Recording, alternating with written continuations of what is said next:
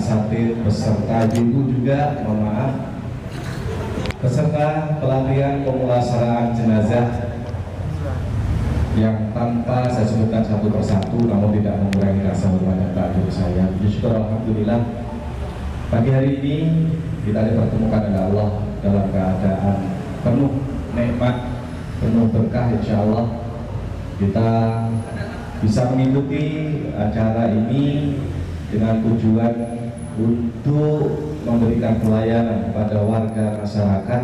Saya tidak akan menggurui para kiai, para ustadz, tetapi saya ingin berbagi ilmu, berbagi pengalaman bagaimana penanganan jenazah yang tidak hanya sekedar jenazah pada umumnya, tetapi bagaimana menangani jenazah yang berisiko berpenyakit menular. Nah ini, karena kemarin aja banyak ambil jenazah yang mengistirahatkan diri dulu, nggak terurus. Dan biasanya juga pemateri pelatihan pemulasaraan jenazah itu bukan pelaku, ya, bukan amil jenazah, tapi insya Allah yang ada di hadapan bapak-bapak, ya saya sendiri ini bukan hanya menyampaikan teorinya, tetapi prakteknya memang saya sendiri amil jenazah. Ya, baik Bapak Ibu para kiai, para asatidz dan asatidzah semuanya yang dirahmati Allah Subhanahu wa taala yang saya muliakan. Pertama yang ingin saya sampaikan terkait dengan pemulasaraan jenazah khususnya berisiko berpenyakit menular ini ada penanganan khusus, tidak sama. Makanya ketika kita turut serta menjadi peserta, yang harus kita tanamkan sejak saat ini adalah pemahaman 3 hal. Yang pertama, bahwa menangani jenazah tidak bisa pilih-pilih. Ya. Kalau siap jadi menangani jenazah, jangan berpikir semua jenazah itu sesuai dengan apa yang kita gambarkan. Karena umumnya apapun yang terjadi kecuali kecelakaan, biasanya keluarganya ngomong. Tetapi kalau dalam kondisi selain kecelakaan, keluarganya biasanya nggak ngomong kondisinya seperti apa. Pak Ustadz, tolong keluarga saya ada yang meninggal, ya, ada yang meninggal dunia, tolong dibantu ngurusin. Ketika kita sampai ke rumah duka, ternyata kondisinya atau posisinya, ya, macam-macam. Ada yang posisinya belum seperti biasa, karena orang meninggal kan ada yang bisa ketika sakaratul maut, ketika sakitnya ditungguin keluarganya, ada yang meninggal gak ketahuan, yang posisinya juga macam-macam dan kondisinya kaku. Makanya pertama dulu yang kita tanamkan dalam diri kita bahwa menangani jenazah tidak bisa pilih-pilih. Yang kedua, dalam menangani jenazah satu dengan yang lainnya ini tidak mesti sama, karena harus disesuaikan dengan kondisi jenazahnya. Jenazah itu ada yang biasa meninggal sebelum kaku, sebelum ini waktunya udah disedekapin dan lain sebagainya. Ada juga yang sudah membusuk, ada yang kecelakaan, ada yang terbakar. Makanya penanganannya nggak harus sama. Kalau siap menjadi pelayan masyarakat, khususnya penanganan jenazah, tanamkan dalam diri orientasinya adalah mencari keridhaan Allah Subhanahu wa taala. Jangan berorientasi materi. Karena orientasinya kalau materi banyak kecewanya. Ya. Saya boleh nanya, kalau di sini itu amil jenazah itu udah narik? Ada tarifnya? Subhanallah. Kalau di sini 1,2. Variasi. Oh gitu. Tapi udah umum itu. Paket begitu apanya itu? Oh, ya. Ini kan sharing aja ya. Saya bukan kok mencari informasi seperti itu. Ya bisa ilmunya saya terapkan di sana. Tapi kalau di daerah saya kayaknya nggak mau masyarakat. Maaf. Mungkin saya kalau jadi ambil jenazah di sini ya lumayan cepat kaya kali ya. Mungkin. Iya. Karena jujur. Kenapa saya katakan seperti itu? Siapapun yang saya tunjuk di lingkungan saya, amilah misalkan amil perempuan, tolong jangan orientasinya duit ya, karena bisa jadi nanti ada orang lupa yang belum pernah ada keluarganya meninggal, lupa nggak ngasih sesuatu, ya, terima aja. Dan alhamdulillah berjalan. Ya. Karena kenapa tadi saya katakan sering kecewa, sering juga kita itu dari A sampai Z ngurusin jenazahnya dari rumah sakit udah dimintain datang ke rumah sakit segala macam sampai nguburin sampai selesai, dapat juga ucapan terima kasih doang. Ya kalau beruntung dikit ya adalah manusiawi kan. Dan yang pernah begitu yang saya alami itu bukan orang susah, justru malah orang kaya. Ibaratnya saya tangani dari A sampai Z mau ngasih mobil satu gak rugi sebenarnya. Ya. Mungkin dalam benak beliau-beliau ini orang kaya ini dipikirnya ambil jenazah itu ada gaji dari pemerintah kali ya. Iya. Terima kasih ya Pak Ustadz dibantu dari awal sampai akhir gitu doang. Nggak mungkin kita ambil jenazah saya nggak dapat apa-apa ini. Nggak etis kan? Ya. Yang saya alami seperti itu. Makanya kadang-kadang kalau ada orang kaya meninggal itu bukan saya bangga, wah nanti saya dapat gede enggak? Iya, kadang-kadang pas mendingan orang biasa yang ini. Itu pun kalau orang yang memang saya lihat tempat tinggalnya nggak layak, beliau ngasih saya terima. Kemudian, ya maaf bukan ria ini saya lakukan biar dapat pahala juga, saya juga biar dapat pahala. Ini tolong saya bantu untuk kebutuhan lainnya yang ada 3 hari dan sebagainya. Seperti itu, jangan kalau nggak usah, jangan nanti nggak dapat pahala itu mau ngasih. Kita terima balikin lagi, ya seperti itu. Jadi 3 hal yang harus kita tanamkan. Pertama, berpikirlah bahwa penanganan jenazah itu tidak bisa milih-milih. Ya. Yang kedua, penanganan jenazah satu dengan yang lain itu tidak mesti sama. Yang ketiga, tanamkan nilai ikhlas dalam hati, ya. Jadi kita harus ikhlas. Tetapi kalau ini para asatid ya, setidaknya kalau siap untuk membantu jenazah, komitmen dulu sampaikan kepada istri, karena punya keluarga kan. Kalau saya dari awal tadi, jadi saya pelayanan di masyarakat dari A sampai Z. Saya itu sebenarnya kalau di lingkungan saya tidak hanya menangani jenazah. Semua kegiatan masyarakat, ada tasyakuran, ada apa, biasanya minta saya, selama saya bisa. Kalau enggak, baru satu-satu lain. Orang menikah, saya juga membantu KUA di Kecamatan Cipayung. Jadi kalau wilayah selatan juga banyak saya.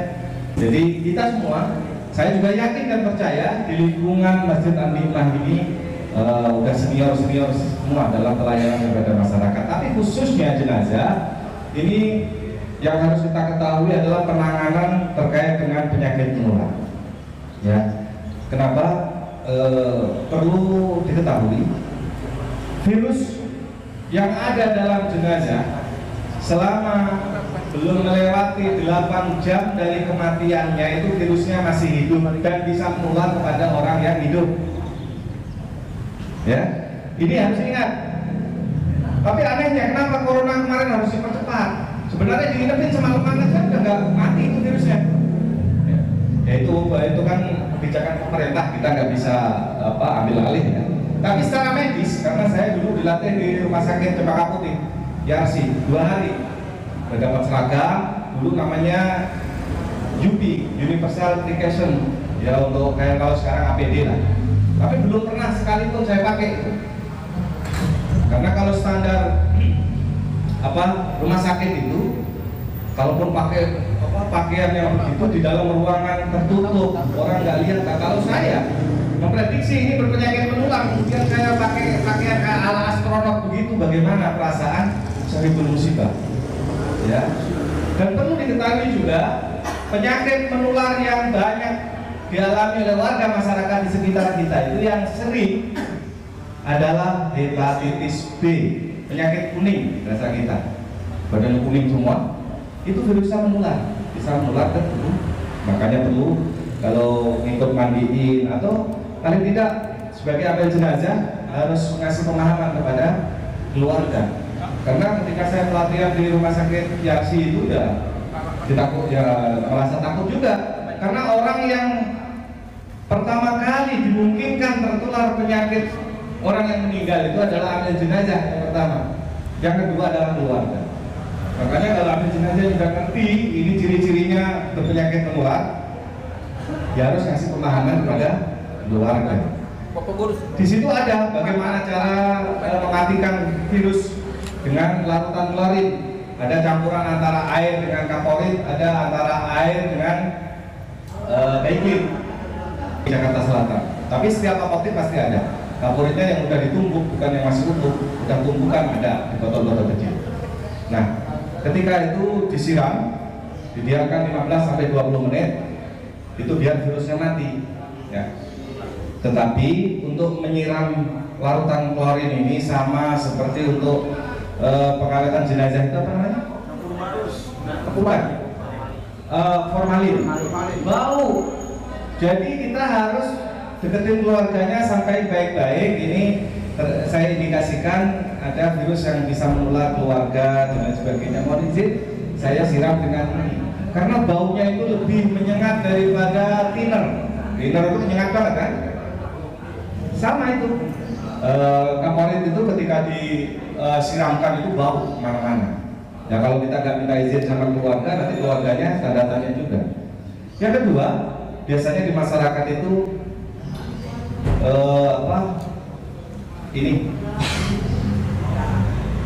asma itu apa sih? Ya, TBC itu juga kan virusnya menular juga. Kalau memang kita tahu sebelum wafat itu sakit TBC, ya lebih baik untuk demi kebaikan semua minta izin disiram pakai larutan klorin. Di situ cara melarutkannya seperti apa? Karena klorin itu sama kayak kapur barus hampir. Jadi ngambang, dia nggak bisa nyatu dengan air. Nah caranya ada, insya Allah ada itu caranya. Ditaruh di kain itu, dirobekan kain, taruh diremes-remes di dalamnya. Kalau kita cemplungin begitu, kita aduk, kadang nyatu dia ngambang, ya. Ada caranya untuk mematikan virus. Nah, bisa dipahami ya. Nanti nggak ada sesi tanya jawab. Ketika saya menyampaikan ada yang perlu tanyakan langsung tanya saja, ya. Karena waktunya terbatas juga. Kemudian, ya. Iya, seluruh badannya. Dari atas sampai bawah dibasahin aja semua, disiramin dikit-dikit. Iya, biar nggak keluar. Diamkan 15-20 menit. Itu nanti akan mati dengan sendirinya melalui larutan klorin. Baik, kemudian setelah itu bisa dipahami, masyarakat kita ini karena minimnya pengetahuan secara medis, kadang-kadang sebenarnya udah meninggal dunia di rumah, masih penasaran karena masih panas, masih hangat dan lain sebagainya, juga ke rumah sakit. Ternyata sampai rumah sakit itu prosesnya kan nggak segitu gampang ya. Ketika positif meninggal, kalau udah masuk ke kamar jenazah, nanti proses ini ngurus ini dan tentunya mengeluarkan biaya. Ini saya bocorkan, bukan bocorkan lah, saya bagikan secara medis bagaimana untuk memastikan ini sebenarnya udah meninggal apa enggak. Satu hal yang perlu kita ketahui, orang meninggal yang memang karena usia, karena takdir Allah, bukan disebabkan karena penyakit dalam. Ketika meninggal dunia pasti dingin. Karena salah satu yang dijelaskan Rasulullah itu dalam hadis Rasul, cirinya orang yang mau sakaratul maut, ya kaki, tangan mulai dingin, ya kan? Ya, di bawah kaki mulai dingin semua lah. Terus nafsu makannya juga udah nggak ada. Biasanya kan tubuh nggak masuk atau muntah dan lain sebagainya. Itu cara ciri-ciri yang dijelaskan Rasulullah. Terakhir, sebagai seorang mukmin, tanda-tanda orang mukmin yang akan meninggal dunia adalah darinya keluar keringat. Biasanya keringatnya nggak sekedar basah, tapi gede-gede, dotong-dotong. Ketika kita punya ada keluarga yang sakitnya parah, kemudian udah keluar keringat-keringat begitu, terus udah dingin, jangan ditinggal-tinggal. Itu ciri fisik yang dijelaskan Rasulullah akan akhir hayatnya di situ. Ya. Nah, ternyata katakanlah kita masih penasaran, katakanlah ada keluar keringat, ya. Kan bisa jadi nggak keluar keringat juga. Nah, ini udah meninggal apa enggak? Badannya panas. Kalau masalah badan panas, secara medis umumnya itu disebabkan memiliki penyakit dalam. Kalau penyakitnya itu dalam, lambung lah, entah liver lah, ya, atau jantung itu biasanya panas tubuhnya itu meningkat, dan kalaupun meninggal kadang-kadang didiamkan di rekan semalaman saja tetap masih panas. Bukan berarti dia masih hidup, tidak, karena biasanya tandanya seperti itu.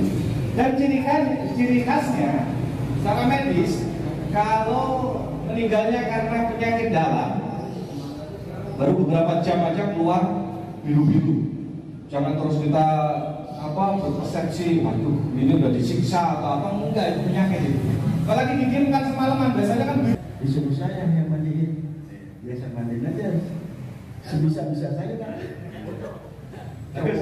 Cowok, nggak apa-apa. Kan dia seorang muslim kan, doanya mereka belum nggak bakalan nyampe. Sama doa kita kepada orang muslim, biar kita bacain apa juga bakalan nyampe kan. Nah, nggak jadi masalah, ya. Tapi dalamannya beda. Ya. Padahal kalau kita bicara fikih, baik uluhur itu nggak boleh menjual sesuatu yang nggak jelas. Ya.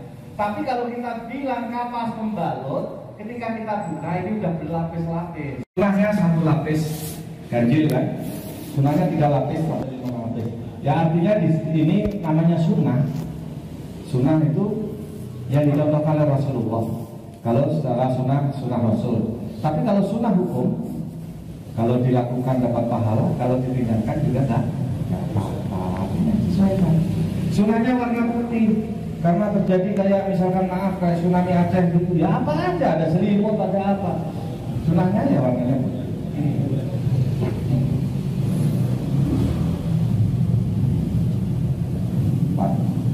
Ini kalau sendirian cepat.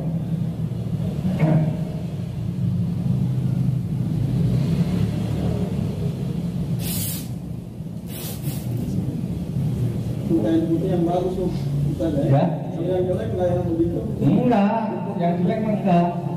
Harganya murah, yang jelek yang merek Bell, ini saya sebutnya mereknya Bell, B-E-L-L. Apa Bell atau Bill ya? Bell. Itu keren, susah, udah itu berubul, bikinnya berubul. Ya? Iya, kalau kita nggak bilang sama penjual kain kafan itu punya merek ini ada. Cuman kalau kita nggak tahu, itulah keuntungan penjual kain kafan, dikasih ya merek jelek, harganya murah, harganya tetap sama. Kalau yang bagus mahal.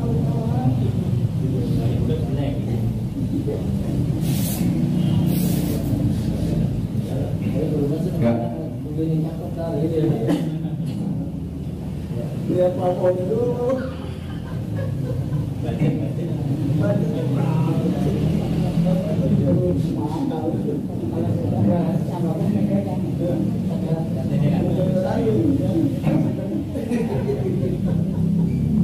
Empat ya, empat.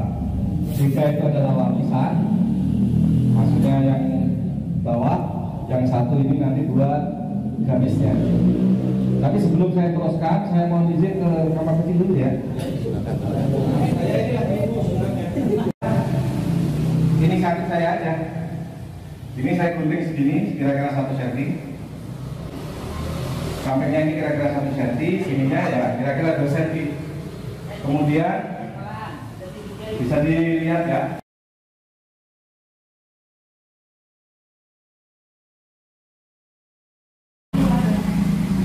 Maksudnya kalau diadakan itu sangat bermanfaat.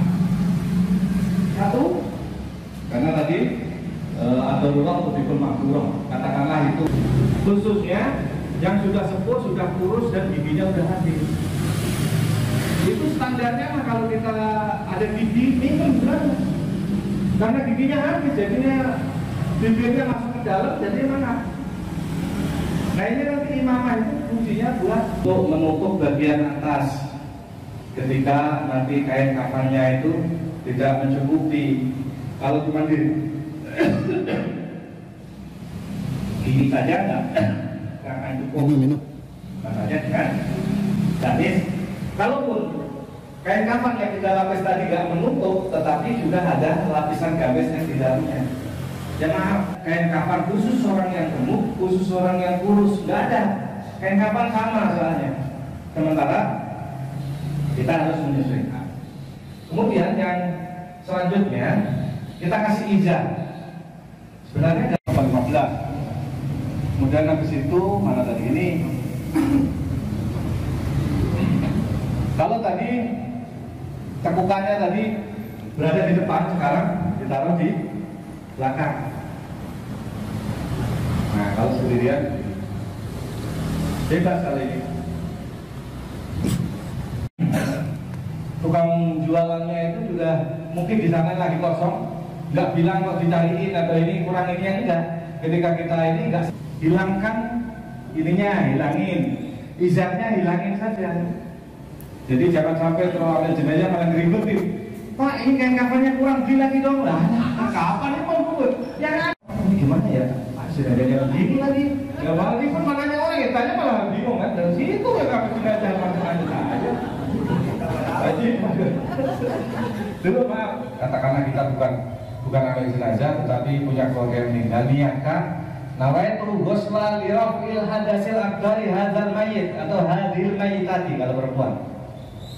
Karena kan jenazah nggak bakalan pesan ya, saya tadi junub tuh. Nah, setelah itu begini. Nah, ini ada trik lagi. Ini juga ijtihad saya.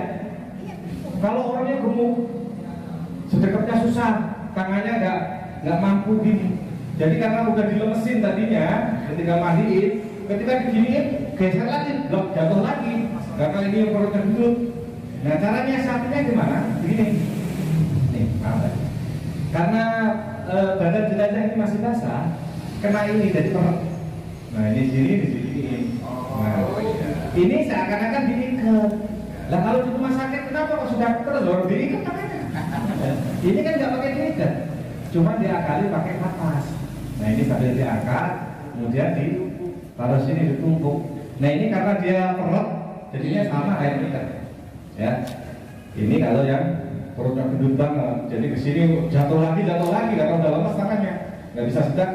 Nah, ini setelah seperti ini kan masih banyak misalkan, ya, ini nggak tutup, nggak harus seperti ini, karena menyesuaikan ini aja ya, yang dapat dua, maaf dua. Kemudian ini kan masih tertutup ya, masih tertutup kain. Nah, ini baru ditarik. Kalau misalkan nggak kuat, ya tarik lagi ini ya. Nah, ketika ini dibawain, posisi amir di bawah. Ini kan ngikutin juga. Ngikutin apa? Ngikutin kain penutup dibuang. Nah, sampai segini, kemudian anggaplah ini satu nanti dua muka, ini dua kaki. Kaki jenazah jarak yang begini. Kalau di sini kan diikat. Kalau di rumah sakit ya kan, rata-rata itu begini. Sementara kalau begini dipotong jadi kayak film-film di itu. Kakinya dipapak. Ini harus sih.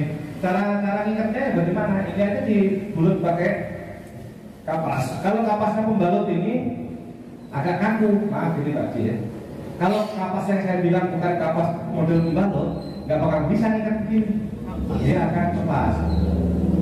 Yang pertama kali diusahakan dipotong adalah kaki. Ya,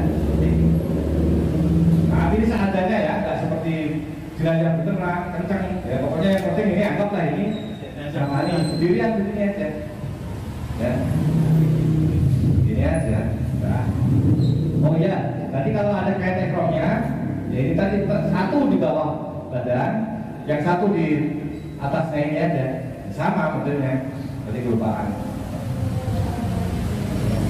Nah, ekrom kalau misalkan ada ekrom. Nah, ini caranya begini. Terus ditekuk jadi dua. Ini nggak usah ngikatnya nggak kelihatan ya. Ngikatnya nggak usah dua kali, sekali aja begini langsung jadi. Ya. Terus ini kadang-kadang perlu ditekuk. Fungsinya apa? Ini kamu udah ada seperti itu ya. Ini supaya di keranjang nanti nggak ganjil tutupnya, makanya ini tutup. Fungsinya itu. Kita telat dikit nggak apa-apa ya? Ya.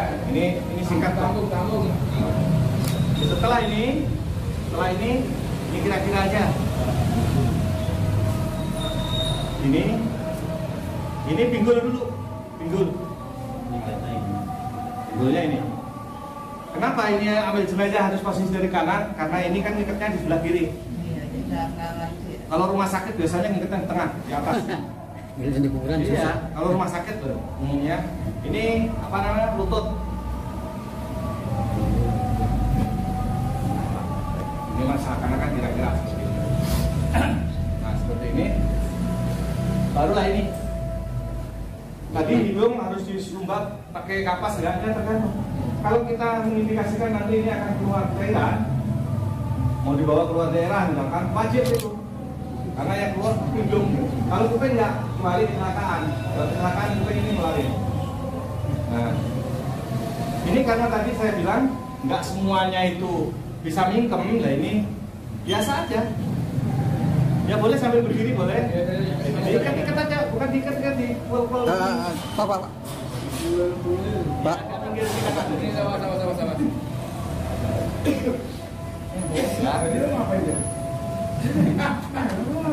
Ini fungsinya adalah seperti ketan ya.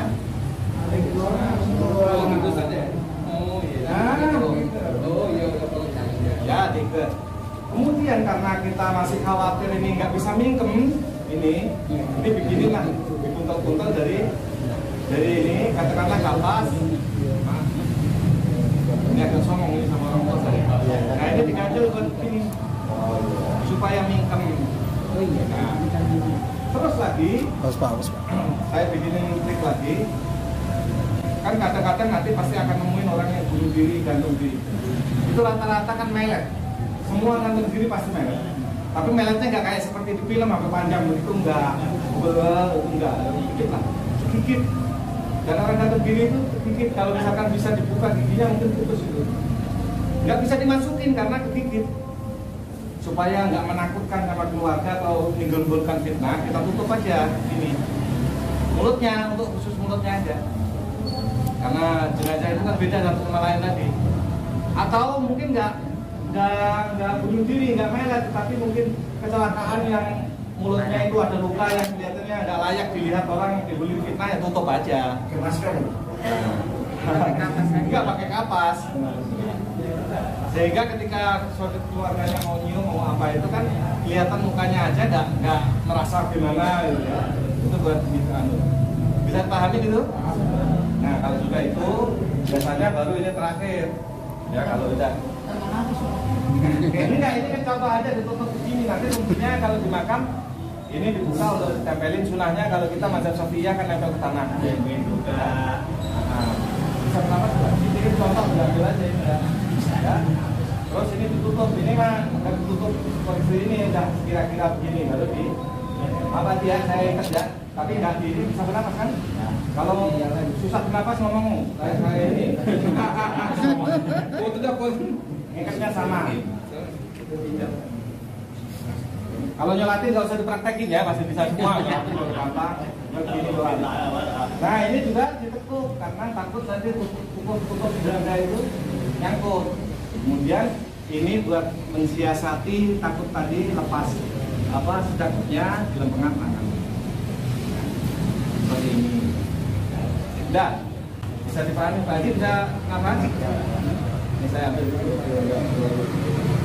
Udah seperti ini. Ada pertanyaan nggak?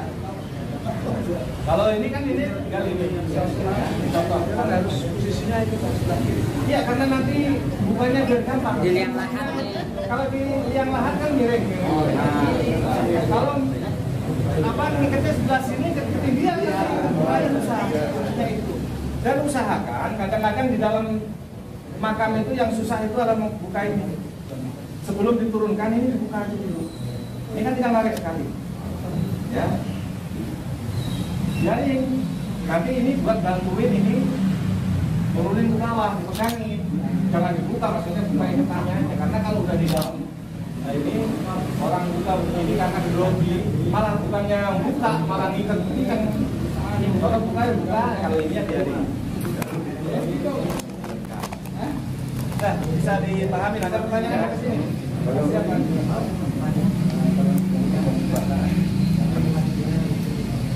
Yang hangus kan bentuknya paling mungkin setengah meter. Karena kan dia udah pernah tahu begini. Kalau tangan udah kalau begini Benarnya nggak mungkin ke atas begini pasti begini, kaki juga begini. Jadi bentuknya nggak berbentuk panjang, disesuaikan dengan tubuhnya. Kalau memungkinkan dibuka mukanya, ya silakan dibuka. Kalau nggak memungkinkan, sama seperti ketika orang yang membusuk itu. Orang yang membusuk itu nggak punya muka, karena nggak ada lekukan mana hidung mana mulut, rata. Rata aja, cuman kalau mata ya ada lekukan mata. Ya, tapi rata pipi ini nggak semua. Ya, guyur aja, diguyur pakai sabun cair, sabun ini. Diguyur. Bakar juga kalau memungkinkan, kalau baru lecet-lecet ini diguyur aja. Tapi kalau hangus nggak usah di ini, langsung aja ya. Nggak memungkinkan karena air malah hilang semua. Langsung kan nggak apa-apa itu, kan mati syahid. Langsung dikubur. Iya di bawah satu, tadi di atasnya apa? Nanti atasnya kain kafan satu, jangan sampai atas kepala. Ini aja, ya. Karena kalau atas kepala kan nanti nggak bisa apa namanya tadi gamisnya, nggak bisa ini nutupin gamisnya. Nah di atas sudah sampai sini aja, maksudnya sampai sini ditutup dulu sana. Jadi kalau udah keluarga udah membolehkan, ya aja tutup Pak Ustadz, baru kayak ini tadi apa namanya liang lahat baru diangkat mukanya. Kalaupun ini ditempelin ditempelin ke tanah, ini ditutup lagi supaya tidak kena tanah. Bukan ditutup sininya, tapi ini kan miring, ini kan ada. Bukan menempel tanah, diciumin tanah gitu. Maksudnya ini kalau bisa masukin ke miring ke lahat. Ya, itu juga nggak semuanya bisa. Kalau badannya sini maaf gemuk gini, jauh badannya udah nempel tapi matang. Iya jauh. Ya. Ya artinya nggak perlu langsung buka dorong kepalanya supaya nempel, enggak. Intinya ada kita. Nah, intinya ada kita saja. Kalau kita ngikutin sunnah Rasul, kita masukin jelajah kan nggak dari samping, dari arah bawah dan kepala itu turunkan. Kalau kita kan nggak begitu. Kenapa? Makaman di Makla, di Baki itu kan makam itu unjukannya di atas, dalamnya kan kuat. Emang udah dibikin. Ketika ada orang tinggal di dunia, untuk menolokan cor-coran itu buka 2 biji yang dekat kaki, yang di bawah ada 2 orang, 3 orang, dari atas disodolin gini kepalanya. Nah kalau kita kan kemana? Ya kalau di sana kan orang jamaah haji atau apa itu makam cuma gundukan di atas, dalamnya kuat udah bikinan. Taruh itu nanti kalau udah berapa bulan udah diambil kerantana, makamnya itu juga. Terus siasatnya gimana Ustaz? Kalau cuma di mana umur kan dari tanah dari muka jauh Ustaz ya? Ya nggak apa-apa, nggak harus. Tapi ini bukan nggak harus, yang penting masih kiblat aja.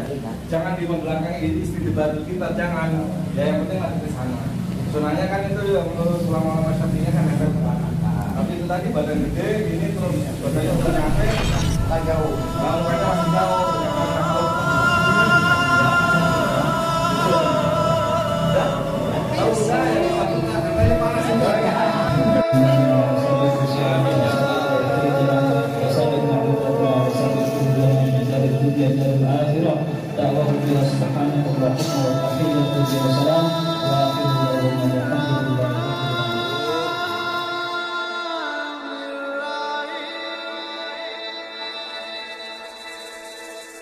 Bismillah.